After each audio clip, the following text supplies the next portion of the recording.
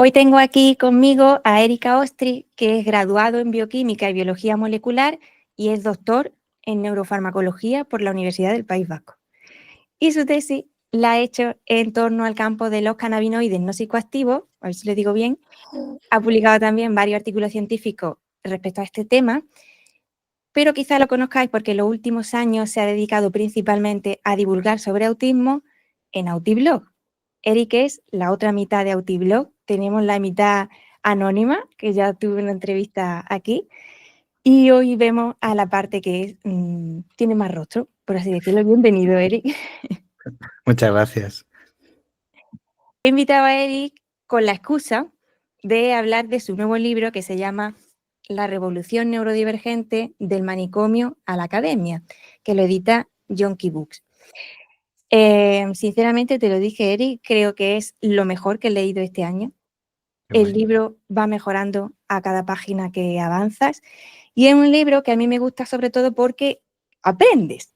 Dentro de los libros de neurodivergencia hay algunos que sirven como un abrazo, que sirven como para identificarte, que sirven para relatar tu propia experiencia y luego hay otros que además de todo eso te hacen aprender, en este caso, de historia, de biología, de política social también, y eso es algo que agradezco muchísimo.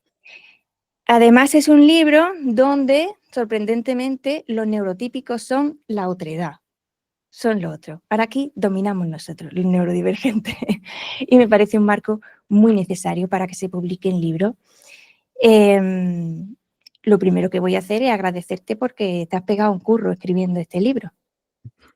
Muchas gracias. Sí, o sea, ya se sabe que cuando estamos en hiperfoco cuesta menos escribir de lo que te gusta, ¿no? De alguna manera. Luego lo pagas un poco, pero a priori lo haces encantado, ¿no? Pero sí, muchas gracias a ti por, no sé, por darle también visibilidad y eso, y mostrar que te ha gustado y tal. Eric es además autista, que no lo he dicho en tu descripción, pero es Muy bien. importante para entender Sí, desde dónde se escribe el libro. sí, sí, sí. Sí, bueno, de hecho, ¿no? Lo digo que al final el propio libro es un ejercicio neurodivergente de alguna manera, ¿no? O sea, no es consciente, pero cuando miras el índice y ves, ¿no? Alguna persona me ha comentado, me dice, uy, qué índice tan curioso, ¿no? Porque son como los temas que a mí me interesan, ¿no? Pues el arte, la cultura, la ciencia, la neurociencia. Pero bueno, no creo que sean gratuitas su mención, ¿no? Sino la idea es un poco abordar el mismo tema desde distintas perspectivas, ¿no? Para dar como una visión más general, ¿no? Sí, sí, es un libro que crea muchas conexiones y eso se agradece muchísimo. Voy sin paños calientes ninguno a la primera pregunta porque en una parte de tu libro dices una frase heavy y dices, el autismo no existe. Pero dices, hay algo a lo que llamamos autismo para agilizar la burocracia, porque una cosa es el diagnóstico clínico y otra las personas autistas. Claro. Esto me lleva a varias cosas que quiero discutir contigo hoy, pero antes que nada me gustaría que explicara esto y que defendieras tu postura de que el autismo es un neurotipo que para muchas personas es todavía una palabra desconocida. Sí. Bueno, o sea, el punto de esa frase es que no, se explica, yo creo, fácil viendo los cambios en la definición del diagnóstico autista. Es decir, si las personas autistas siempre hemos estado ahí, pero el diagnóstico ha ido cambiando su propia definición, idiosincrasia, pues eso significa que una de las dos cosas es un constructo, ¿no? De alguna manera, y las personas no lo somos, entonces el diagnóstico como sí lo es. Eso no significa que la realidad material que puede estar señalando ese diagnóstico no exista, sino que todo lo que se ha generado es un constructo clínico, es una observación en un contexto clínico y, por tanto, no debemos ir mucho más, o sea, es peligroso como sacar el diagnóstico desde un contexto clínico, ¿no? Y hay que entenderlo así, igual que trazar líneas entre diagnósticos en un contexto clínico, pues tendrá su sentido, por lo que decía, agilizar la burocracia en el sentido porque se hacen falta diagnósticos para conseguir una asistencia, para etcétera, etcétera, ¿no? Pero fuera de ahí empiezan a perder su sentido. No puedes trazar líneas en cerebros, en procesamientos, en y demás, ¿no? Entonces, con un neurotipo, eso entra dentro del paradigma de la neurodiversidad, ¿no? Un poco concepto de neurodivergencia, y es un poco, bueno, una palabra como podría ser otra, pero de alguna manera para hacer ver que lo que hay son hay una diversidad de procesamientos, de habilidades motoras, de cogniciones, de atención y demás que entra dentro de la diversidad humana. Y pues bueno, pues podríamos decir que cada conjunto de similares pues podrían formar un neurotipo, ¿no? Pues el TDAH sería uno, el autismo sería otro, ¿no? Etcétera. Entonces creo que el concepto de neurotipo está más cercano a la realidad biológica, vivencial, social, que el diagnóstico, que al final creo que muchas veces erróneamente lo sacamos de su contexto clínico y pues tiene una lógica, pero tiene una lógica interna dentro de un sistema. Fuera de ahí, en nuestro día a día, pues más allá, como digo, de conseguir en ese sistema una asistencia, ayuda farmacológica en los casos que haga falta, etcétera, etcétera, pues pierde su sentido, ¿no? Entonces va un poco por ahí los tiros. Bueno, sabiendo que no es meramente un diagnóstico, que es una parte, pero no es todo, en tu libro vas contando que este mismo diagnóstico se ha ido elaborando, esta idea del diagnóstico se ha ido elaborando durante muchos años, hace un buen repaso a la historia, no muchos años, no hace mucho que tenemos el diagnóstico de autismo, y que además este se construye por comparación, es decir, yo soy autista en relación a otra persona que no lo es, también de manera contextual, en este caso soy autista grado 1, en esta sociedad. Yo pienso que a lo mejor en Corea del Sur no sería nada. Todo es muy contextual en este caso. Y aquí creo que tu parte de biólogo es súper útil en el libro para esos momentos en los que hablas de contexto y de la evolución del diagnóstico. Te comenté, te escribí que paralelamente había estado leyendo a Ian Hacking, que parecía un poco sincrónico todo, y él hablaba de tipos humanos y decía que la forma de clasificar a los humanos solo se hicieron posibles cuando llegaron las burocracias industriales. Esta parte también de política social que decíamos. Él distinguía entre tipos humanos y tipos naturales y decía que los últimos solo tenían sentido dentro de este contexto social en el que vivíamos. La idea de autista que tenemos tiene sentido en nuestra cultura, y esto lo abordas también en tu libro, pero no es equiparable a otras culturas. Por ejemplo, tú citabas la cultura japonesa. Y aquí decía Ian Hacking, que te digo, que los tipos humanos se consideraban desviados por oponerse a lo normal. Y entonces ese era el punto en el que se medicalizaba o se patologizaba todo, ¿no? Yo te quería preguntar hasta qué punto el autismo es un diagnóstico de nuestra época y de nuestra construcción social o incluso política. ¿Hasta cuándo es hijo de nuestro contexto? Sí. Hombre, a ver, hay una cosa evidente que es del siglo XX, ¿no? Igual que pasa con el TDAH. Y casualidad es cuando más se ha industrializado la sociedad, ¿no? O sea, hay algunos diagnósticos, ninguno es sumamente antiguo porque la psiquiatría o protopsiquiatría es lo que es, pero bueno, sí que hay diagnósticos más antiguos, desde luego, del siglo anterior por lo menos. Entonces, bueno, casualmente, tanto el autismo como el TDAH aparecen en el siglo XX, que es, como digo, cuando la sociedad alcanza su pico de industrialización, por así decirlo, ¿no? Entonces, desde luego, o sea, quiero decir, por decirlo de alguna manera más simple, todos podemos entender que en una sociedad más rural o menos industrializada, muchas de las dificultades que afronta una persona autista no están. Las demandas de socialización, sensorialmente el entorno rural es mucho más agradecido que una ciudad. Bueno, en fin, pues todo el mecanismo, ¿no? El transporte público, etcétera, etcétera, ¿no? O sea, independientemente del neurotipo, vivimos en una sociedad discapacitante, eso es obvio, ¿no? Porque hay unas demandas de productividad continua, de atención y demás. Es decir, hay una expectativa. Por eso me gusta esa definición de neurotípico, no tanto como un procesamiento concreto, sino como una expectativa, ¿no? Entonces, hay una expectativa que ni los que podemos llamar neurotípicos o alistas pueden responder a ella, ¿no? Porque enferman, o sea, al final acabas enfermando, ¿no? Entonces, desde luego el autismo,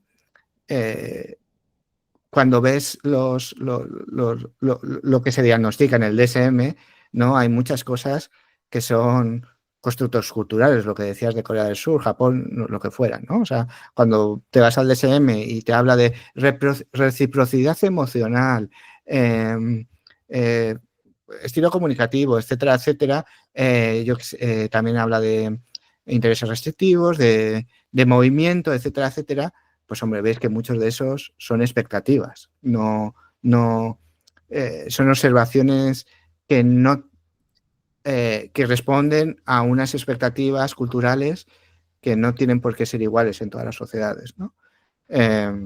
Entonces, desde luego, hay una parte de ese diagnóstico, por eso lo de constructo, o sea, que algo sea un constructo no significa que no sea válido, sino que tiene unas capas que son muy contexto dependientes porque han sido construidas en base a, ¿no? A ese contexto concreto, temporal y espacial, ¿no?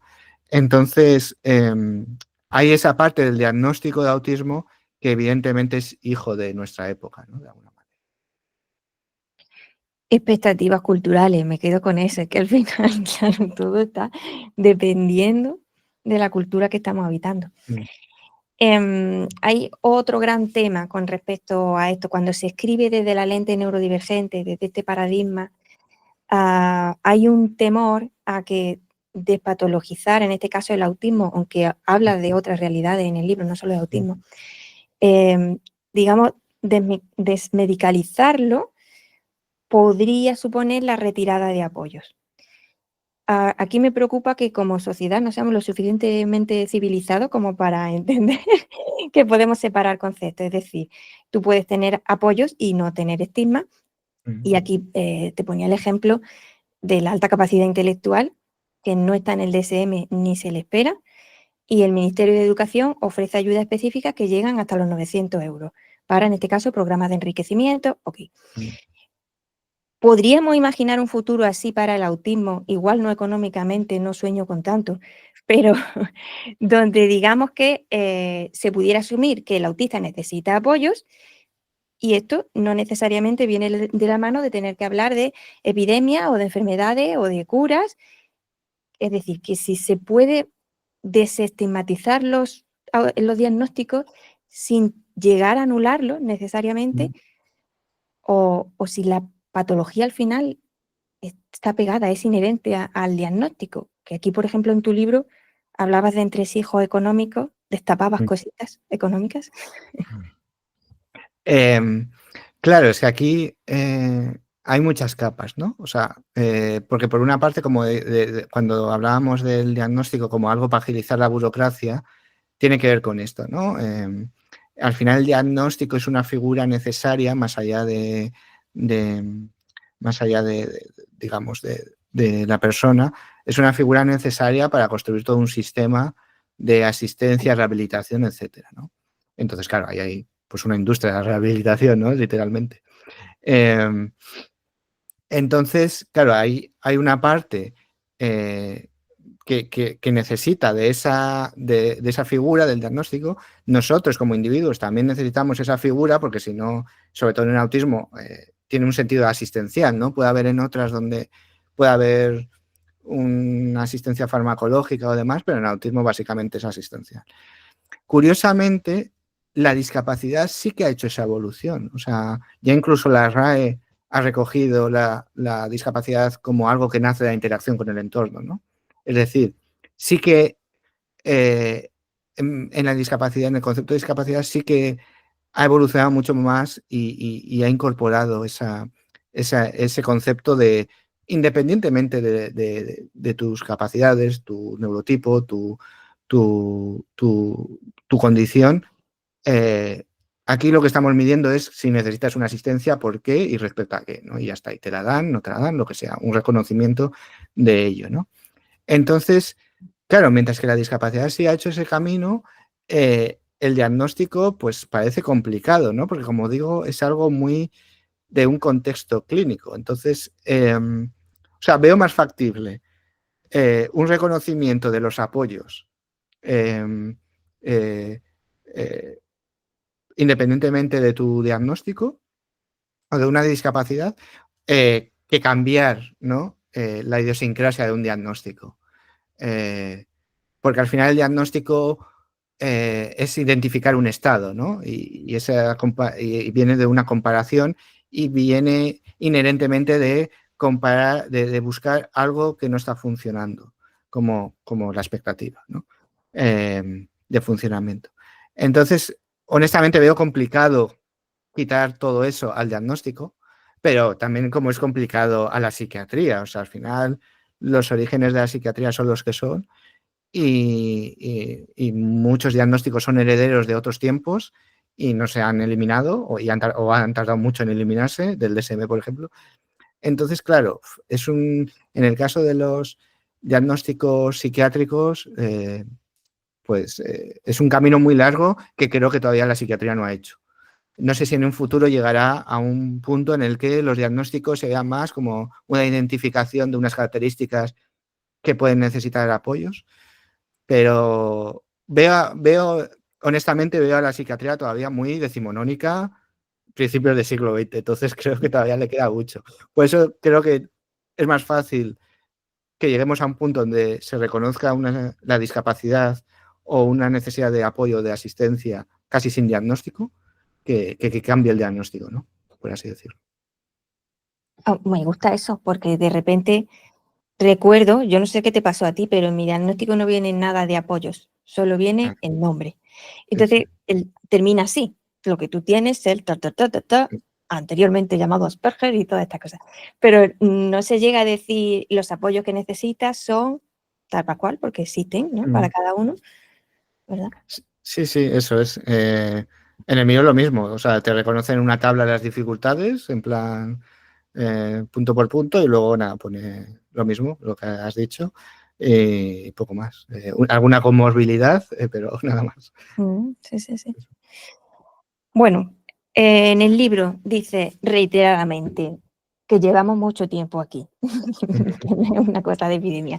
Llevamos muchísimo tiempo aquí, te vas ahí a la historia, el TDAH también y otras realidades, habla de esquizofrenia, de bipolaridad, todo eso lleva mucho tiempo aquí. Te dije, quiero resaltar una parte, si me permite leerla, que es que hace poco veía a Tim Ferry y decía eso, decía a los revisores, decía, por favor, marcadme la parte en la que de repente habéis desconectado y habéis empezado a pensar en vuestras cosas y marcadme también el 10% que debo conservar porque es muy importante en ese capítulo, pues este es el 10% que hay que conservar sí o sí. Que dice, resulta innegable que si las personas autistas seguimos hoy aquí en contra de la eugenesia aplicada en distintos momentos de la historia y nuestra menor esperanza de vida, es por alguna razón. Algunos estudiosos señalan que la capacidad autista para reconocer patrones, focalizarse en detalles y realizar acciones repetitivas pudo ser clave para descubrir el fuego o iniciar la agricultura, o que quizá las neurodivergencias sean un reservorio de diversidad genética y biológica imprescindible para nuestra especie. Yo creo que en tu libro lo que haces es que abonas el campo para hacer una nueva ontología del autismo, donde nos recuerdas que siempre estuvimos ahí, y esto no es obvio para todo el mundo, lo de que siempre estuvimos aquí. Muchos lo siguen viendo, como digo, una epidemia que surge de la contaminación y también te metes en harina con eso. Has sido muy valiente con el libro.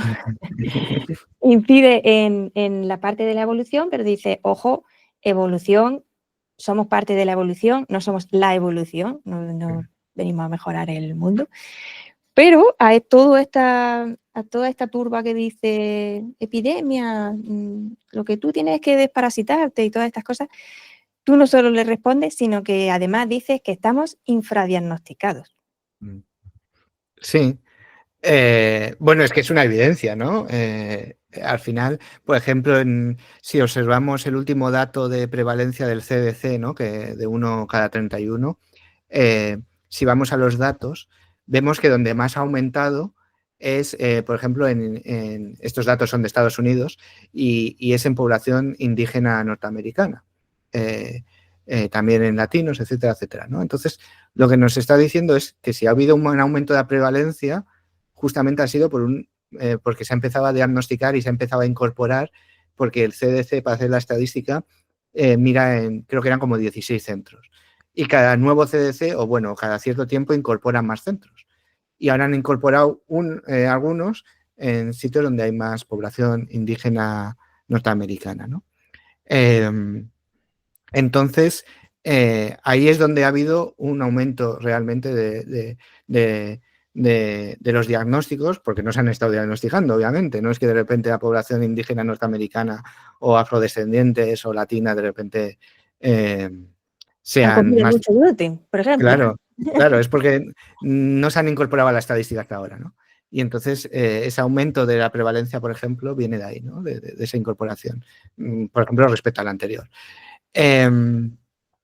Y entonces, aparte, luego, por supuesto, las mujeres, ¿no? O las personas socializadas como mujeres. Es decir, y esto es algo que a mí me llama la atención cuando se niega. Es decir, hemos observado cómo ha ido aumentando la prevalencia y ha ido disminuyendo el ratio, sea el que sea, y aún hay gente negando de alguna manera estas de facto del sistema diagnóstico y hablando de un factor protector, autismo femenino, lo que se hayan inventado. Entonces es curioso cómo, no sé, yo como científico, si veo que una estadística, un ratio está cambiando, lo que voy es a la herramienta. Y desde luego no me atrevería a negar que si ese ratio ha disminuido, no siga disminuyendo. Entonces, creo que es obvio. O sea, las estadísticas son claras de que hay en muchas poblaciones un infradiagnóstico. Y al final no son poblaciones minoritarias precisamente, son poblaciones que, claro, las mujeres o las personas socializadas como mujer, gente afrodescendiente en Estados Unidos o en España también, claro. Pues si todas esas poblaciones tienen infradiagnóstico, hasta que alcancen un estado de diagnóstico más cercano a la realidad, pues es que la estadística seguirá cambiando, lógicamente.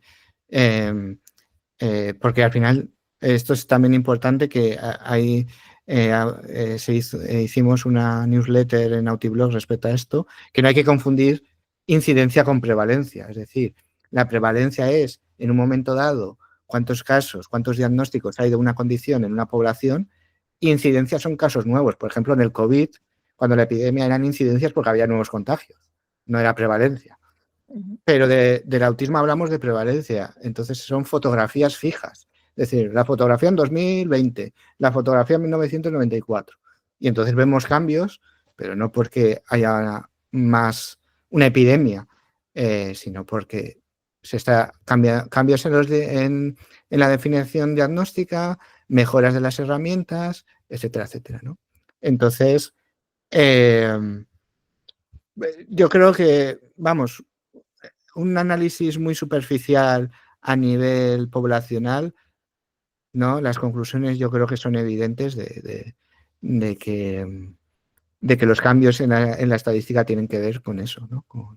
Con poblaciones infradiagnosticadas que se están diagnosticando ahora. O adultos también, en general, autistas adultos, ancianos.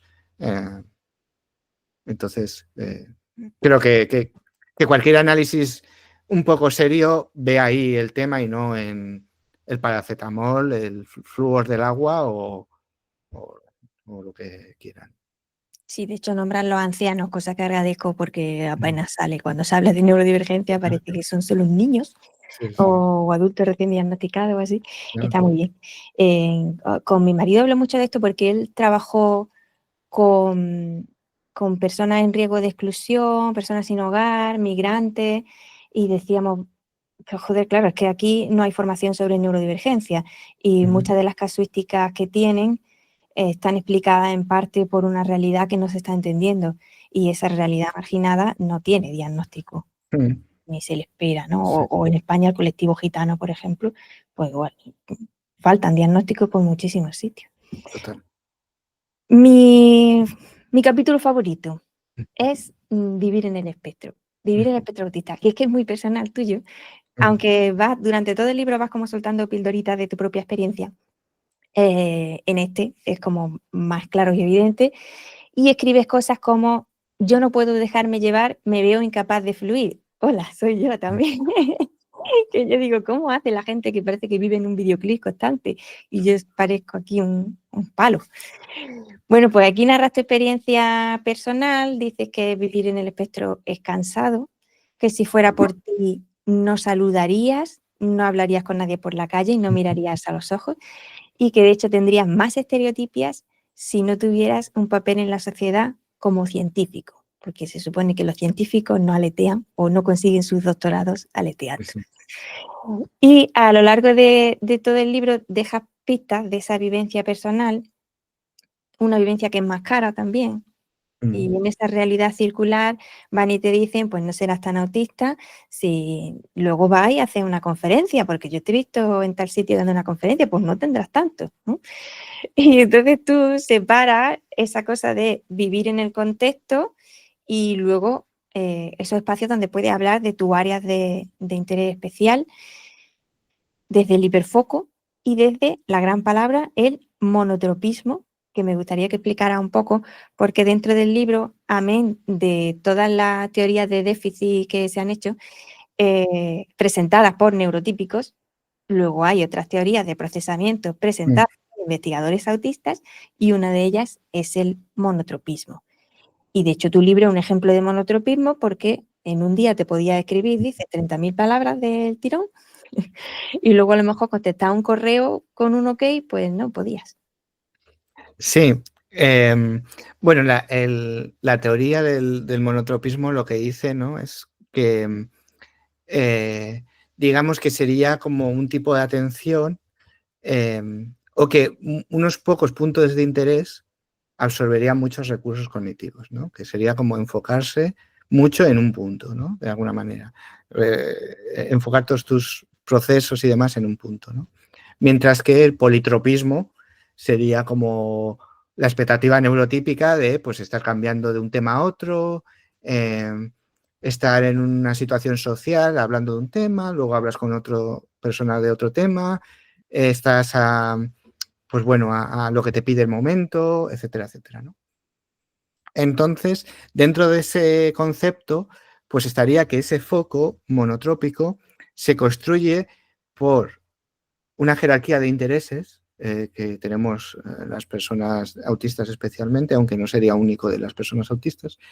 Y luego esa jerarquía de intereses determinaría un poco dónde pones el foco a priori, de alguna manera, y luego cómo hay un procesamiento que da prevalencia a lo saliente a nivel sensorial, y entonces esa mezcla entre esa jerarquía de intereses y una atención que se llama en inglés sticky, ¿no? Como pegajosa, que cuesta despegar de ese estímulo saliente, pues hacen en conjunto, en el balance entre esos procesamientos, pues una atención monotrópica, ¿no? ¿Qué es eso? Pues lo típico, ¿no? Pues una persona autista que cuando está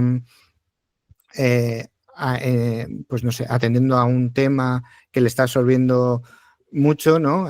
Pues un tema de interés o lo que fuera, pues en ese momento, por ejemplo, pues interactuar con ella, si no entras en ese foco de atención, será aversivo de alguna manera, ¿no? Porque le tienes que hacer que salga de ese foco, de ese túnel de atención, ¿no? Que se describe en el paper del 2005 de Murray, pues eso, habla de un túnel de atención, ¿no? Más o menos impermeable y que de alguna manera para establecer vínculos e interacciones como que es mucho más productivo y como mucho más generoso con la persona autista o la persona que está en ese hiperfoco, entrar en ese foco, en ese túnel, y no tanto sacarle de ese túnel, ¿no? Porque entonces va a ser aversivo, esa interacción va a ser áspera para las dos personas probablemente, etcétera, etcétera, ¿no?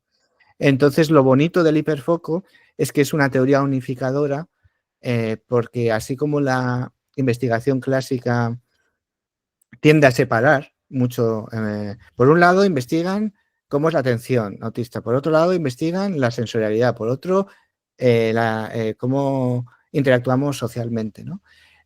Pues de alguna manera el monotropismo aúna muchas de estas cosas y trata de con una sola teoría, pues aunar mucho. Es decir, por ejemplo, las interacciones sociales pues están muy determinadas por ese hiperfoco.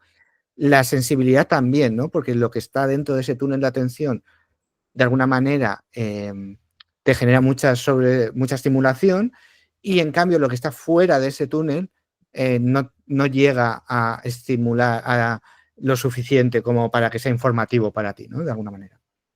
Entonces, lo bonito es un poco eso, que por una no es una teoría desde el déficit, y por otra, desde un punto de vista neurocientífico, incluso, me parece como que tiene mucha más fundamento y tiene mucha más lógica que muchos estudios muy disgregados que miran una parte del cerebro o miran una situación muy concreta y ya con eso te hacen una descripción, ¿no? Que es mucho más reduccionista, ¿no? De alguna manera. Sí, es muy integradora y además me gusta cómo se describe, porque Wayne Lawson decía que es cuando los intereses te atrapan, es como una cosa animista donde el interés es el que te atrae, Sí, ¿no? sí, No es sí, esta cosa de el autista se obsesiona con, no, es que el interés me está llamando, claro. tiene vida propia y ya me dominó Sí, sí, y total. desaparecí de la situación. Sí. Estaba hablando de lo que quería preguntarte ahora, que es del excesivo localizacionismo, perdón, de, como decimos, el autismo está en esta parte del cerebro o en la otra. Y tú has hecho tu tesis con roedores, así que quería preguntarte sobre esto, porque a mí me enfada un poco cuando veo un nuevo estudio que se ha hecho con roedores sobre el autismo, tal. Y tú dices en el libro que considera el autismo una condición intrínsecamente humana, por lo que cuesta inducirla en un ratón, a diferencia del estrés o la ansiedad. Que me ha pasado a veces que me he quejado de esto y viene un científico con su buena intención a explicarme la importancia de los modelos de ratón. Digo, sí, sí, sí, yo lo entiendo, pero que me cuesta pensar que un ratón es lo mismo que yo. Es que me parece muy difícil. Y luego está el tema de vamos a encontrar dónde está el autismo en el cerebro. Y generalmente lo que veo es que se obcecan mucho en las diferencias de volumen, de tamaño. Y entonces, si tienes la amígdala más grande, o los ganglios basales más grandes, o la corteza, que luego además es muy contradictorio porque encuentras otros estudios que tienen justo lo contrario para otro tipo de realidad o lo que sea. Claro. Yo aquí me pregunto qué pasa cuando tiene una combinación, tiene un cerebro híbrido donde, pues te ponía el ejemplo del tema de las conexiones a larga distancia y corta distancia, que se dice mucho que en autismo hay hiperconectividad local y a larga distancia la conectividad es baja, pero en alta capacidad es justo lo contrario. Entonces, ¿qué pasa cuando eres las dos? ¿Sabes? Que creo que aquí, si nos secamos mucho en cosas muy concretas, pues no tenemos la fotografía total del individuo. Y aquí con fotografía, tú te ibas en el libro a las primeras fotografías psiquiátricas, ¿no? de Diamond, de Charcot, y hacía el paralelo de, bueno, ahora tenemos la neuroimagen, pero seguimos haciendo lo mismo, porque creemos que vamos a encontrar una prueba física muy evidente, algo en la citoarquitectura que nos va a decir, esta persona es autista. En vez de sentarnos con el autista y preguntarle cómo es su realidad, que creo que sería incluso más fácil, parece que no, ¿no? Parece que el enfoque de investigación está en vamos a ver el cerebro del autista y vamos a ver qué le pasa, en lugar de, como tú decís en el libro, hablar más con nosotros, escucharnos más, coño. Que te quería preguntar que, cómo hacemos para que la investigación mejore, hacia dónde vamos, qué sugiere. Sí, bueno, ahí hay, ¿no? Como muchos temas. O sea, por una parte, lo que tú dices, ¿no? Los modelos pues son solo modelos, ¿no? O sea, no significa que no tengan una utilidad, pero es evidente y cualquier persona que haya trabajado con modelos sabe que hay modelos y modelos. Es decir, la ansiedad en una rata, por ejemplo, es fácil de inducir y se corresponde bastante con la humana, porque es como una respuesta fisiológica, igual que el estrés, como muy primitiva, muy primigenia en los mamíferos y otros animales, de manera que... es decir, por así decirlo, si hasta una bacteria responde a un estímulo aversivo, pues ya seres vivos con un sistema nervioso es normal, ¿no? O sea, como que son respuestas muy, muy básicas, ¿no? En el sentido más estricto de la palabra.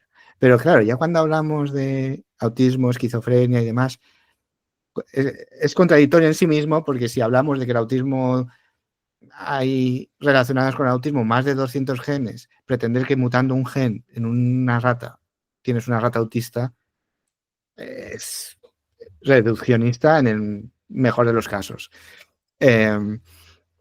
Porque además... Que luego además, perdona, tú decías que el ratón haga cosas raras no quiere decir que sea autista. Claro, claro, claro. Es que al final, o sea, hay una parte que dice, no, bueno, la electrofisiología, pero hay una parte que, que lo que miden es el comportamiento de la rata o el ratón. Y de nuevo hay una expectativa de decir, bueno, pues la rata se comunicará en esta frecuencia, se moverá de esta manera y tal. Y en cuanto, pues muchas de las cosas que se observan, por ejemplo, en los modelos de rata en autismo es, pues camina por los bordes de la jaula, se comunica menos o se comunica en otra frecuencia, etcétera, etcétera. Que claro, que eso... que estés ante un ratón autista, una rata, me parece un salto mortal, es decir, no con triple pirueta. Y de hecho ahí está que muchos de esos modelos luego no van a ninguna parte, o sea, no son replicables, luego lo que ves ahí no lo ves en humanos. Entonces, y luego en humanos pasa lo que tú has dicho, ¿no? Que buscan cambios en el volumen, y claro, luego hay una diversidad y una desviación de resultados tremenda, porque encima son estudios con una muestra de 3 personas y luego hacen otro que ven lo contrario. Y entonces el gran problema de esto no es ya que se construya una imagen de, bueno, pues el autista tiene amígdala más grande.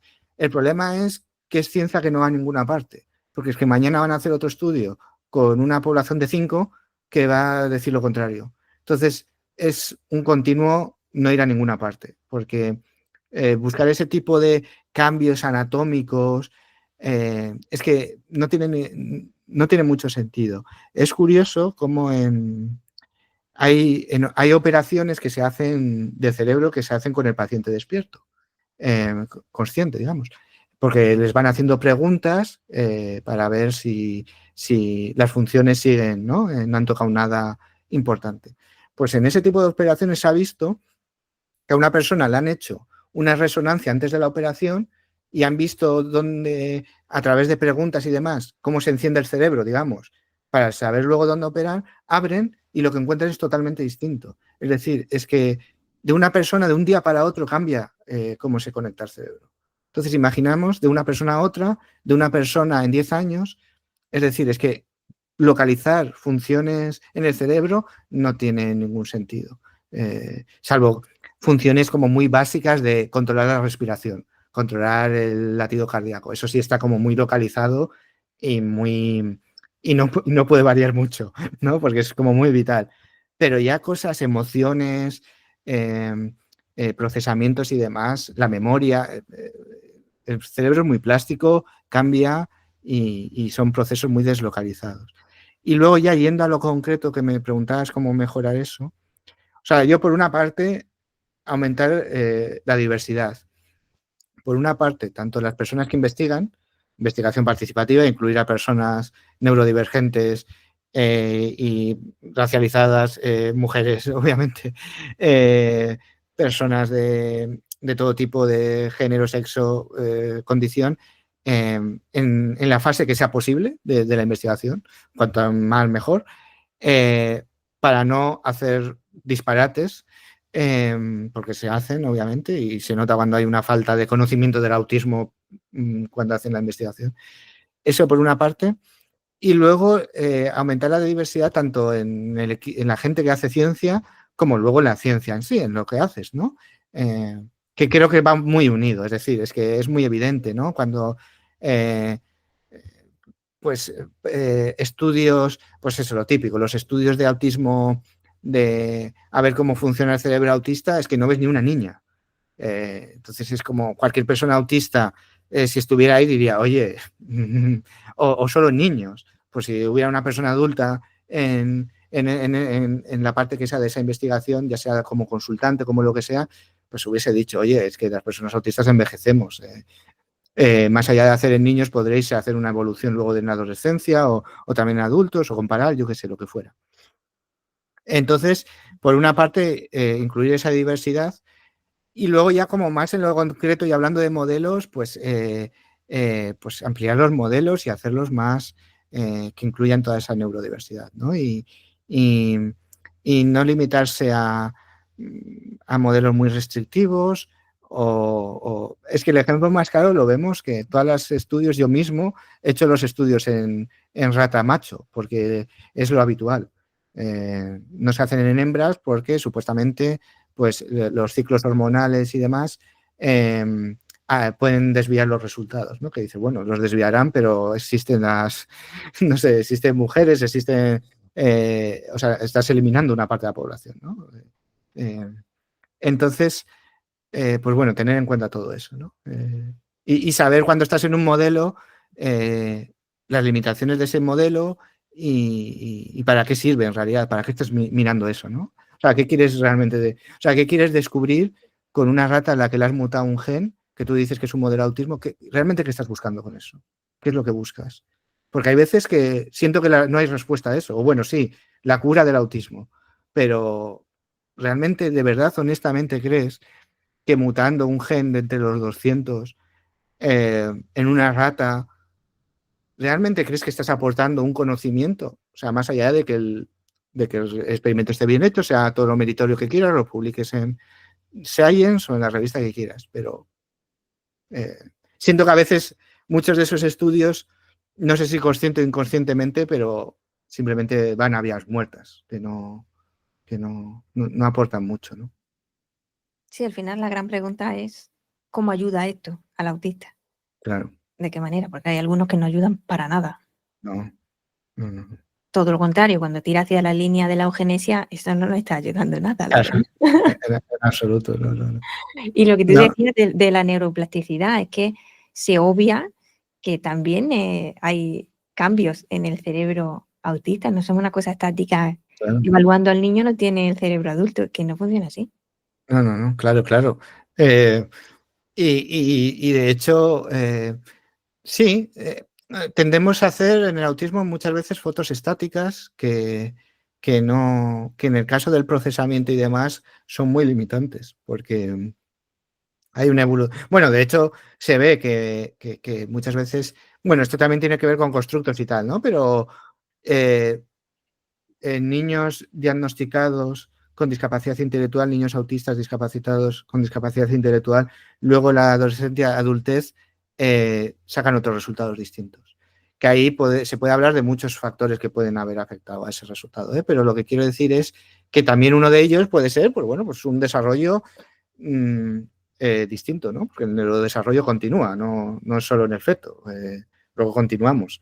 Entonces, pues sí, desde luego hacer fotos estáticas y compararlas sirve para clínica muy del cuerpo, ¿no? Muy, pues no sé, pues un melanoma, ¿no? Ese tipo de cosas, ¿no? Pero, pero para el procesamiento cerebral, al final, es una equiparación con la medicina que muchas veces no tiene mucho sentido. Hay una cosa en tu libro que acuñaste, me encanta cuando la gente acuña palabras nuevas, eso me parece de lo más. Y dices, en el momento en el que hablas de los resultados de pico y valle en las pruebas psicométricas de las personas neurodivergentes, que ya sabemos que, aunque puede ser homogéneo, también ocurre eso, pero lo más habitual es que encontremos lo que se llama así, picos y valles, y tú lo llamas el problema de la manta corta. Me encantó. Porque dice, o bien te tapas los pies o bien te tapas la cabeza. Sí, sí. Y aquí yo quisiera que me contara un poco sobre esto, de cómo las neurodivergencias están desafiando nuestro concepto, muy estático también, de la inteligencia. Y al final lo que obtenemos es que se diagnostica más discapacidad intelectual en el caso de una concurrencia con una neurodivergencia. Es más fácil que si eres autista te diagnostiquen discapacidad intelectual a que si no lo eres. Sí. O sea, bueno, el concepto un poco de la manta corta es que en general en la evolución humana y demás, cuando hemos adquirido una capacidad, una habilidad, una característica, normalmente ha sido a cambio de otra, por así decirlo, ¿no? Porque al final, tanto nuestra genética como nuestro cuerpo en general está en un equilibrio, está en una homeostasis y la evolución nos ha llevado a que podemos tener cambios, pero no radicales. Entonces, igual que, por poner un ejemplo, con una cámara de fotos, cuando haces zoom ya no puedes tener la imagen completa, entonces tienes que elegir o quieres la panorámica o quieres una foto detalle de algo de ese sitio, ¿no? Y con la atención pasa lo mismo. O tienes una atención monotrópica más centrada en el detalle o tienes una politrópica que te da la imagen completa de un vistazo, pero probablemente te pierdas detalles, ¿no? Pues eso, no puedes tener las dos cosas a la vez porque al final, pues bueno, tenemos unas células en la retina concretas, una capacidad de procesar esa información concreta, etcétera, etcétera, ¿no? Dentro del espectro humano, que hay variabilidad dentro del espectro humano, pero hay unos límites. No tenemos 4 pares de ojos, ¿no? Entonces, pues la manta corta habla de eso, ¿no? Pues que de alguna manera, si tú tienes una atención centrada en el detalle, probablemente te pierdas la imagen completa. O te cueste más tiempo obtenerla. Si tienes una imagen completa que de un vistazo dices, vale, es un bosque, ya está, no me hace falta más, pues probablemente te pierdas el detalle de una hoja que está posada en un sitio concreto, ¿no? Entonces, claro, el problema viene cuando mides esas cosas, ¿no? Entonces, por poner un ejemplo, es como si en un ser humano midiésemos la velocidad, la resistencia, la aceleración, el salto, demás, y dijeras, no, es que una nadadora de natación sincronizada es mala deportista porque no es rápida en tierra. O si cogieras a un corredor de 100 metros lisos, de estos que son muy rápidos, y dijeras, pues no es buen deportista porque no salta hasta unos parámetros determinados. Entonces, claro, eso también se aplicaría a la manta corta. Es decir, si tú te entrenas para correr una maratón, pues seguramente no seas el más rápido del mundo. Tendrás resistencia. O si tú nadas, pues serás rápido nadando, pero quizá corriendo, pues no seas el más rápido. Porque no puedes. O sea, si tu cuerpo va enfocado a una determinada actividad, pues no puede todas, ¿no? Porque el cuerpo pues no puede ser rápido, resistente, nadando rápido, no puedes ejercitar todos los músculos y tener todas las capacidades a la vez, no en todas partes. Y entonces muchas veces el problema de inteligencia es que se pretende pues, que todo sea... La inteligencia general. Claro. Entonces, un poco van por ahí los tiros, ¿no? Que de alguna manera la genética humana y el ser humano en general, pues bueno, pues que tiene unos límites como especie, como es lógico, y cualquier variabilidad siempre va a ser dentro de esos límites. Es decir, las personas autistas no somos aliens, no somos otra especie. Entonces, nuestra variabilidad es dentro del espectro humano. Entonces, pues un poco eso, ¿no? Pongo algún ejemplo en el libro de que, por ejemplo, se ha visto que para que hay una enzima, ¿no? Una proteína, digamos, que hay unas variantes que, digamos, se han relacionado con un peor, digamos, una peor memoria de trabajo, un peor funcionamiento en ese sentido, pero una mayor empatía. Pues quizá en un contexto determinado sea más útil una empatía que esa memoria de trabajo, esa capacidad, ¿no? Entonces, pues al final, como digo, tenemos las proteínas que tenemos los genes que tenemos, entonces probablemente una capacidad que en un espectro humano esté más en un extremo por ser más, más infrecuente y demás, pues probablemente sea a cambio o desplazando otra, ¿no? Entonces, un poco va por ahí, ¿no? Ese concepto. Sí, que además todavía veo gente que rechaza que el autista pueda tener una alta capacidad intelectual Sí. porque siguen aferrados a la idea de no, lo que tiene es un islote de inteligencia, Sí. un área que se le da muy bien y tal, pero no es inteligente. De verdad, seguimos en lo que tú decías, en el siglo XIX. Sí. Tiene una narrativa que no le da ningún apuro usar palabras como loca o discapacidad, y de hecho en el autismo reconoce una discapacidad psicosocial que muchos de estos no lo acaban de entender, porque muchos no van a entender que se reclame la palabra discapacidad como además como algo identitario, ¿no? Como por qué interés tiene en llamarte discapacitado.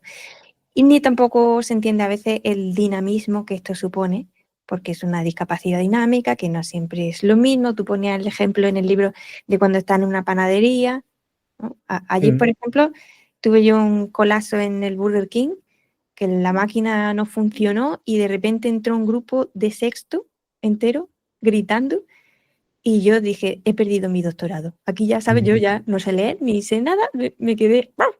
Sí, sí, sí. Entonces esto como que no se entiende.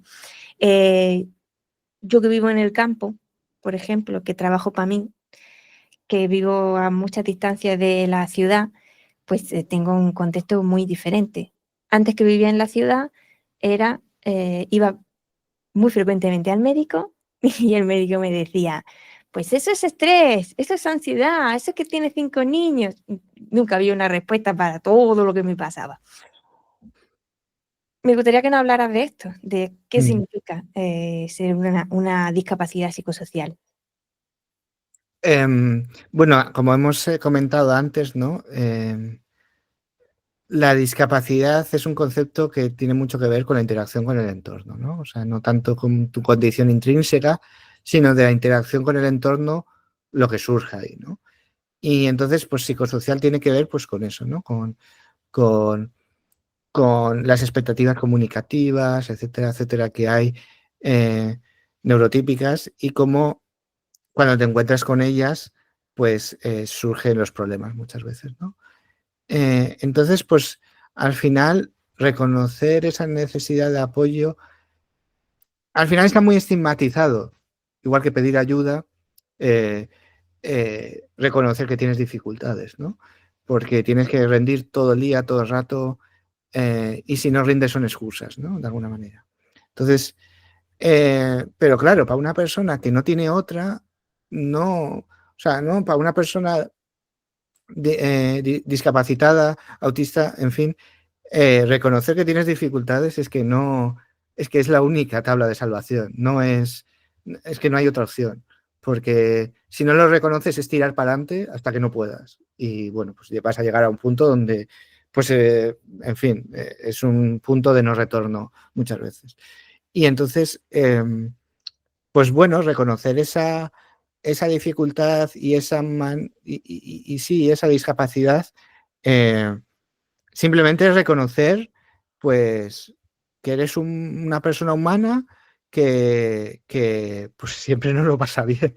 Y entonces eh, parte de ese punto, ¿no? Luego siempre ha habido algo de reapropiación por, como respuesta a no dejar que otros te definan, ¿no? O sea, pasó con The Lancet, la publicación, bueno, médica, en fin, que es muy relevante en el mundo, que hizo una mesa del autismo y, bueno, definió el concepto este de autismo profundo, que afortunadamente no ha ido mucho más allá, pero claro, es que si tú no te defines, van a definirte otros. Y otros supone pues, que de repente haya gente que se saque de la manga autismo profundo y entonces eso, o sea, que otras personas que no son autistas definan lo que es el autismo es problemático, porque lleva a, bueno, pues a un desconocimiento y a muchos equívocos y a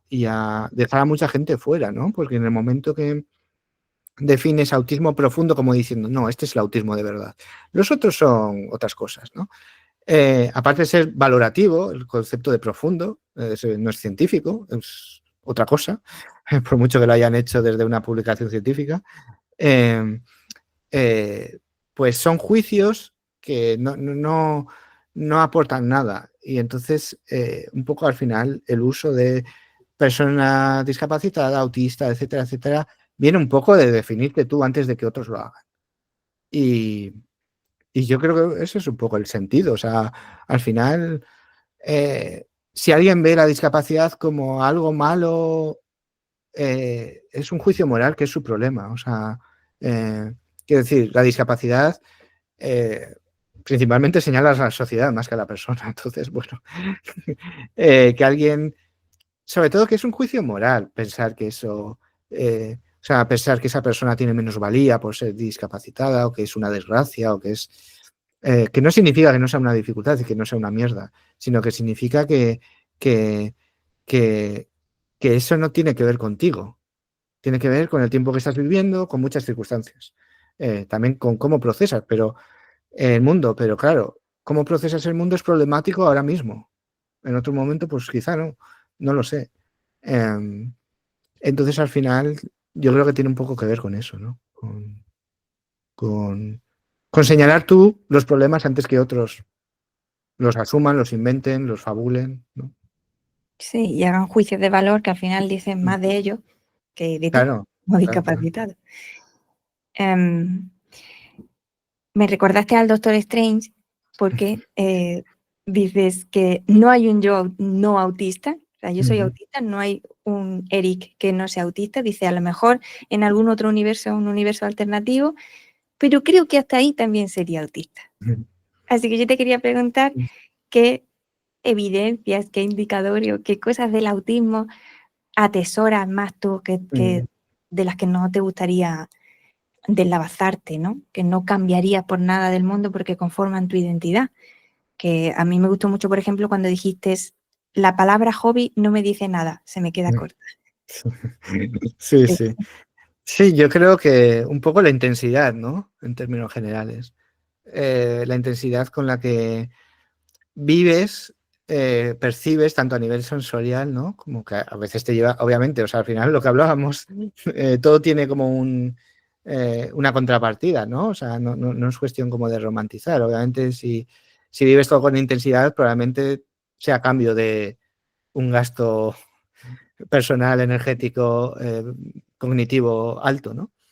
Entonces, igual que sensorialmente, no sé, como vibrar cuando vas a un museo, ¿no? A mí me gusta mucho el arte. Cuando voy a un museo, como vibrar con la pintura que estás viendo, pues eso es como muy emocionante, ¿no? Pero a la vez, obviamente, pues cuando acabas de salir del museo es una cosa que quieres ir a tu habitación y ya olvidarte de todo, ¿no? Y con los temas que te interesan, lo mismo, ¿no? O sea, ver cómo te llenan, ¿no? También, esto siempre poniéndolo claro, yo no sé cómo lo viven los demás, o las demás personas. Obviamente no sé, pero intuyes cosas, ¿no? Intuyes cuando ves a la gente en general, a la población, cómo pasa por los sitios, ¿no? Y tú estás en los sitios de alguna manera, ¿no? Con todos sus... para lo bueno y para lo malo, estás en el sitio para que te sature de información absolutamente y acabes sobresaturado, pero también estás en el sitio para captar lo que hay en ese sitio, ¿no? Entonces, siento eso, que estás en los sitios y frente a la gente pues que transita, va de un sitio a otro todo el rato, ¿no? Como la vida, como un sitio. Entonces yo, pues sobre todo es eso, ¿no? Como la intensidad, al final también sentir que eso te lleva a que con poca cosa realmente encuentres, ¿no? Como plenitud. O sea, no sé, es que leer un libro de un tema que te interesa y encontrar ese libro que conectas con él y te resulta interesante es que tampoco necesitas nada más. No sé, como la sensación o la tranquilidad, el silencio, no sé, o cosas así de las que disfrutas, me parece que yo lo valoro mucho porque veo mucha insatisfacción en general en la población, ¿no? Como que necesitan muchos estímulos y muchas cosas para funcionar. Entonces, casi es revolucionario y necesitar pocos estímulos, ¿no? En plan, a mí con poca cosa yo ya estoy más que pleno con ello. Entonces, no sé, sería eso. Estoy ya despachado. Si yo, este año, por ejemplo, hay cosas de las que siempre me quejaba. Una de ellas, por ejemplo, es la velocidad. Lo veía como un defecto. Y ahora empiezo a apreciar esa velocidad distinta, un poco más lenta quizás. No, quizás no, seguro, en mi caso. Y no la veo como un impedimento, sino como una oportunidad para ver otras cosas o disfrutarlas de otra manera. Estoy haciendo como una revisión de aquellas cosas que yo pensaba que eran, lo peor de ser autista es esto. Ya no lo tengo tan claro. Ya, sí, sí, sí. Sí, al final, como hablábamos antes de la discapacidad como algo con el entorno, o sea, hay una parte que a ver, obviamente tú también, no sé, yo mismo, ¿no? Cuando me dices cosas que atesoras y habrá cosas de las que no me doy cuenta y otras cosas a las que le haya cogido manía de alguna manera porque es algo que con lo que me han penalizado todo el día la sociedad, ¿no? Lo que hablabas de la velocidad, ¿no? Claro, hay una parte de eso que es la sociedad obligándote a ir a una velocidad concreta y tú no llegando a esa velocidad o pasándote otras veces o lo que fuera, que hace que acabes odiando determinadas cosas, ¿no? De ti mismo incluso, de ti mismo. Entonces, o sea, hay una parte de eso que al final creo que es también parte del proceso después del diagnóstico de conocer cosas que tiene que ver con quitar una parte de esa carga, ¿no? Porque hay evidentemente cosas de ti que odias porque te han obligado a odiarla de alguna manera, porque si es como, yo qué sé, pues si pues lo que hablabas de velocidad o de determinadas cosas, si es continuamente con lo que has tenido dificultades o con lo que has tenido que lidiar toda tu vida y por lo que has sido corregido, te lo han echado en cara, etcétera, etcétera, pues es que es inevitable que al final lo odies, ¿no? Y digas, es que esto no, es la peor parte de ser autista. Entonces es complicado, ¿no? Convivir con eso muchas veces. Sí, porque se habla mucho de desculpabilizar, ¿no? Vale, ya no siento culpa porque sé que soy autista. Sí, pero a partir de ahí vamos a revisar eso Claro. y a darle otro sentido, en este caso más positivo, diría yo. Me gustaría hacerte como 10 entrevistas, esta sería solo una, porque hay muchos temas de lo que hablar, pero hoy nos vamos a despedir aquí y antes me gustaría que dijeras dónde podemos encontrarte, sobre todo que compren con urgencia tu libro, por favor. Eso es lo primero. Y luego, ¿sabes? Porque muchos te conocen como Neuroverbo. Me gustaría también que nos cuentes cómo te encontramos por redes y demás. Hay una parte en el libro en el que dice que no hay que ser tan clasista como para denostar Internet, porque muchas herramientas validadas están dentro de Internet y muchas herramientas útiles, como por ejemplo la revista Autiblog, de la que formas parte, que han ayudado y siguen ayudando a muchas personas neurodivergentes a encontrarse, a esto que decimos de revisitar su realidad. Sí. Bueno, o sea, aprovechando eso, ¿no? Como un apunte que creo que es importante, es que al final se ha usado mucho el basado en la evidencia, se usa mucho, ya ha perdido el sentido esa coletilla en psicología, muchas cosas, porque al final, es decir, igual que hay pocas teorías, aunque usemos coloquialmente la palabra teoría en ciencia es como el máximo grado de certeza junto con las leyes y para ello ha hecho falta muchos años. Y teoría hay 4 mal contadas, la relatividad, la teoría de la evolución, igual que leyes hay unas pocas, ¿no? Que son como universales y siempre que vas a ello obtienes lo mismo, ¿no? Entonces, con esto lo que quiero decir es que cuando se habla basado en la evidencia, como para muchas veces descalificar la experiencia personal, realmente en psicología y en medicina hay muy pocas evidencias. O sea, evidencia tienes cuando sabes lo que hace el paracetamol después de un estudio de 30 años, saber a lo que las personas que les pasa después de 30 años de tomar paracetamol. Lo demás no es evidencia. Lo demás son indicios, hipótesis, puede ser. Claro. Entonces, ¿con esto qué quiere decir? Y hay muchas cosas para las que la evidencia no son necesarias, entonces tampoco desgastemos. O sea, si tú abres la revista Autiblog y ves 30 testimonios, porque cada una va sobre un tema concreto, que conectan contigo, pues eso es una evidencia. O sea, las evidencias se construyen de muchos relatos individuales. Un estudio con una población de X se ha construido de muchas vivencias individuales. Entonces, luego tienes que sacar la estadística, etcétera, etcétera. Entonces, el punto es que, no pensemos que el basado en la evidencia va a algún sitio porque no siempre tiene sentido. No necesitas que esté basado en la evidencia que a ti te guste el zumo de naranja. Y luego, 2, que muchas veces ese basado en la evidencia no va a ninguna parte. Porque, como digo, evidencias no hay muchas. Porque alguien podría decir, antes que hablábamos de los estudios, pues no, pues está basado en la evidencia que los autistas tienen la amígdala más X, más grande, lo que sea. Eso no es basado en la evidencia. O sea, eso será basado en la evidencia cuando haya 150 estudios con una población de 9.000 que después de 30 años de investigación apuntan todos en la misma dirección. Entonces será una evidencia. Mientras tanto, no son evidencias. Y de esas hay muy pocas. Entonces, que demos importancia a eso, ¿no? Por eso también lo que hay en Internet, a cosas que a ti te sirvan y con las que te identifiques, ¿no? Y bueno, pues eso es un poco la revista autista, ¿no? Aparte de que también te digo que tenemos una N en los estudios que solemos hacer, una población bastante más grande que muchos estudios sobre autismo, dicho lo cual, y igual que en tu libro, pues es una muestra poblacional gigante, que no habrá más grandes probablemente en todo Occidente. Pues sí, dar importancia a cosas con las que tú te identificas, ¿no? Y entonces, bueno, resumiendo, que eso es un poco que quería como de alguna manera, bueno, reivindicar un poco eso, que no se nos vaya la olla con el tema de la ciencia y de el basado en la evidencia, porque la mayoría de casos está vacío. Esto de terapia psicológica basada en la evidencia. Bueno, la evidencia es la personal que a ti te funcione en muchos casos. Entonces, para otras cosas sí, para tratamientos obviamente, y dejando fuera las pseudociencias, obviamente, eso ya ni hablamos, ¿no? Ni entramos, obviamente, siempre hablando en términos de cosas validadas. Y bueno, en resumen, pues sí, en Autiblog eso es lo que tratamos de hacer.